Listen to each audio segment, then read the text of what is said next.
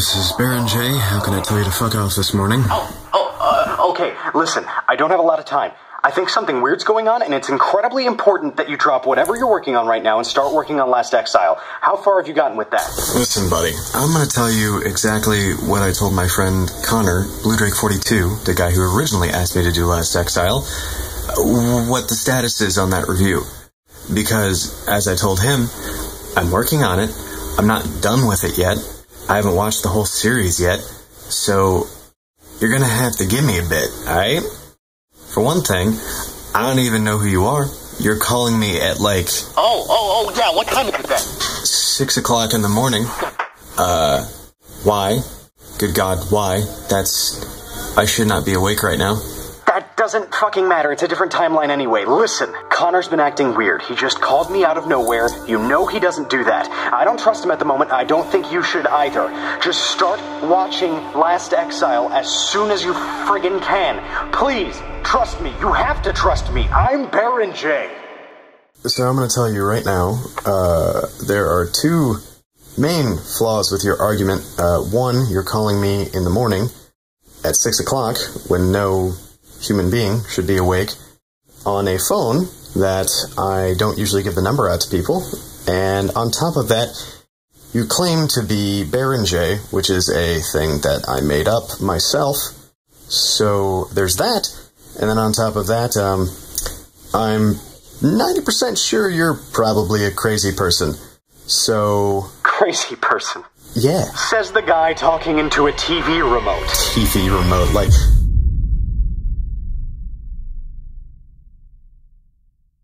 That is probably not good.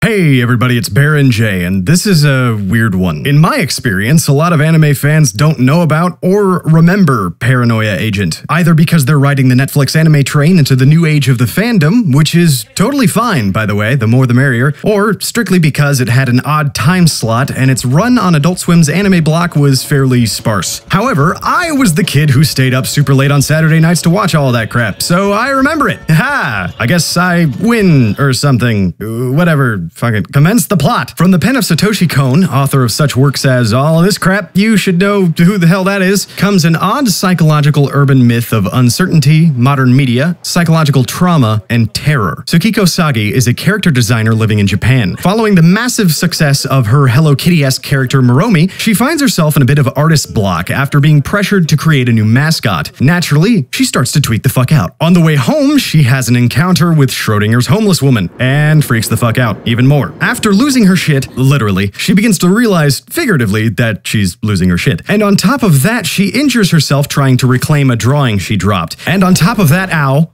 After the incident, Miss Sagi describes her assailant to a detective duo. She tells them it was a young man wielding a golden bat. They leave, and a tabloid reporter uses his wiles to try and gain a story out of her case. As the investigation deepens, Sagi receives messages of concern from her fans, and derogatory accusations from the hate brigade. Muromi tells her to ignore the haters, and the next day she wait a fucking second. What? The fuck?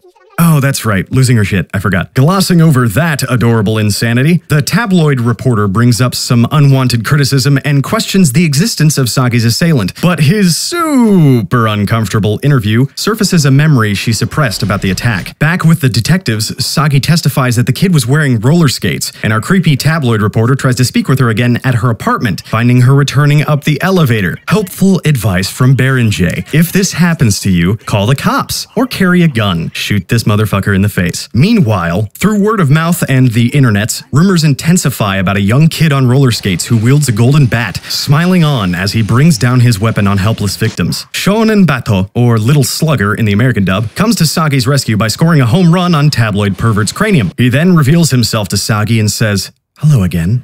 He then rides into the night, leaving a stunned Sagi behind. The rest of the series deals with Senor Baseball's encounters with the troubled members of Japanese society. Meanwhile, the mystery behind his true identity continues to baffle the police as they delve deeper. So, Paranoia Agent is actually one of my favorites based on narrative alone. Kon's writing is known for being, well, pretty fucking good. I mean, he's Satoshi Kon. Each episode after the initial entry is a spotlight on a person with some sort of psychological trauma. A good example is the second episode, where Ichi, a lovable grade school twat, finds himself shunned and bullied by classmates due to his crazy resemblance to Little Slugger. What this show does incredibly well with this structure is introducing some of its players so subtly that each following episode makes you realize you've seen this person somewhere before. Wait, no, I have no idea who this bitch is. Who are you? Who are you? Whoa. Whoa. What? Okay. All right then. This impressive cast of characters each have their problems quote-unquote solved by Batman for the most part. But every incident, although positive in terms of the victim's experience, actually gains Little Slugger more notoriety, adding more rumor and mystique to his identity. This is another thing the show did that really resounds to this day and age immensely. The way Paranoia Agent represents media and the overblown misinformation that inevitably results is incredibly accurate to real life. As descriptions of the kid keep surfacing, more and more the public stance on him shifts, and the show does this somewhat unobtrusively in the narrative structure. Now, that being said, there are things about this that aren't quite as I've led you to believe. For one thing, for a casual watcher just trying to get into anime, you might scratch your head so much you develop some sort of embarrassing rash you have to get an ointment for, and you know that shit's not covered by your insurance. All joking aside, if you're not a fan of complex plot structure, you're gonna find yourself a little bit confused. The other thing is, though, this entire series is perfectly encapsulated in 13 episodes. There's a couple in the middle that really don't add much to the story. It's not really filler, but it's not really supplemental to the plot either. It's kind of just, it's like lettuce. It's just kind of there. Fucking hate lettuce. Let's talk about art, though. This is yet another entry into Madhouse's repertoire, but it deviates from a more common style, opting for a rounder character design, similar to Beck, but very reminiscent of Akira, which makes a lot of sense considering the director's history, because, you know, he helped do that crap. As far as animation, each episode has individual quirks of movement and style, and really manages to stay fresh and unique throughout the entire series, and, whew, man, towards the end it gets pretty intense. This is all combined with the show's eclectic soundtrack and sound design. Although sparse to begin with, some of the musical motifs used will linger in your mind after you're done watching. Hell, seeing the opening alone is what made me want to watch it again after so long. In the end, Paranoia Agent is an incredible trip through modern psychological themes and had a lasting impact on me even after a long amount of time. I'm not even kidding. I first watched this when I was 11 or 12, but still, how did I make sense of this? I probably barely understood half of the shit I saw here. So, if you're a newfound anime fan ready for some more intricately written work, or if you're a diehard weeb who never watched this for whatever reason, I would tell you to find this on whatever medium you prefer and watch it. As a warning though, if you have dealt with any sort of psychological trauma, parts of this may be pretty disturbing to watch. Just try to remember,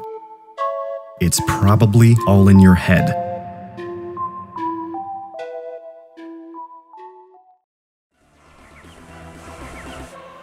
Hola.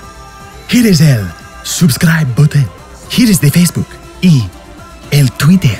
Up in the corner, there are shirts. In the other corner, you may listen to beautiful music. If you have suggestion for a show for me to watch, please let me know in comments. If you want me to say something in funny voice, I can do that too. Thanks, guys. Bye-bye.